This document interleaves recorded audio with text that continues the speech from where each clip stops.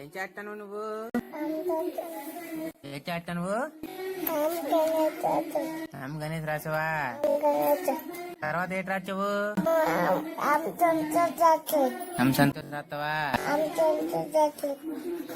ఏంటి రాసావు చూపించు, ఎలా రాస్తావు? ఏ రంగది? చిన్న ఏ ఫర్ యాపిల్. ఏదమ్మా ఇది చూడు నాన్న, ఇది చూడు.